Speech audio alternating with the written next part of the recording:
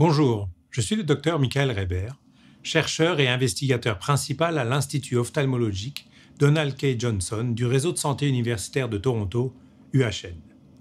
Aujourd'hui, je vais vous parler des déficiences visuelles. Tout d'abord, qu'est-ce qu'une déficience visuelle? En termes simples, il s'agit d'une affection dans laquelle la capacité visuelle est réduite. Cette réduction de la vision ne peut pas être corrigée par un dispositif tel que des lunettes ou des lentilles. Ces troubles sont donc différents de la myopie, l'hypermétropie ou l'astigmatisme. Et certaines déficiences visuelles peuvent conduire à la cécité et donc rendre aveugle. La déficience visuelle est généralement due à une maladie qui peut être liée à l'âge. Et il n'existe pas de traitement curatif. Mais il y a d'autres options thérapeutiques. Non contrôlées, ces maladies peuvent rendre aveugle. Dans les faits, la déficience visuelle est aujourd'hui l'une des principales causes de cécité chez les personnes de 50 ans et plus dans le monde, où environ 155 millions de personnes sont considérées déficientes visuelles et on estime à 32 millions le nombre de personnes aveugles.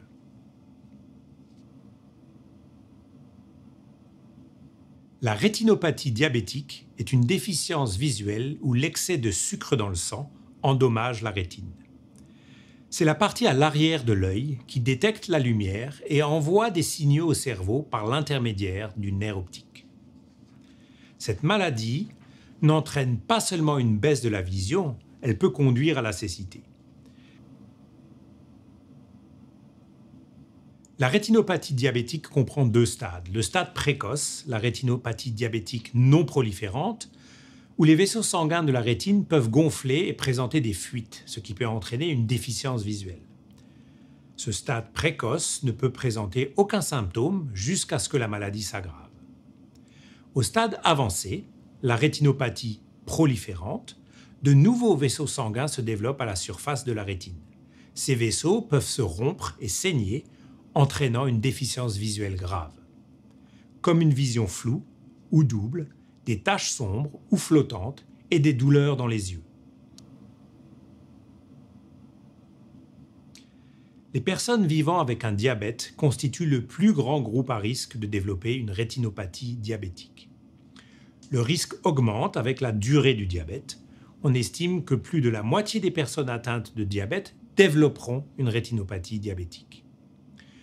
Votre risque augmente aussi si vous fumez, si vous avez une tension artérielle élevée ou si vous êtes enceinte. Les femmes atteintes de diabète doivent passer un examen de la vue avant la grossesse ou au cours du premier trimestre et continuent à être suivies tout au long de leur grossesse.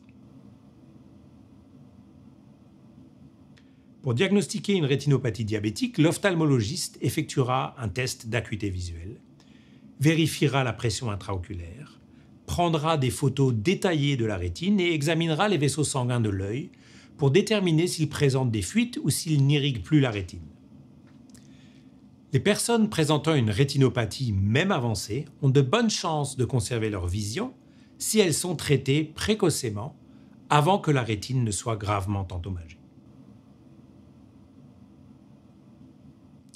Les options de traitement comprennent la chirurgie au laser pour réduire les vaisseaux sanguins anormaux ou colmater ceux qui fuient.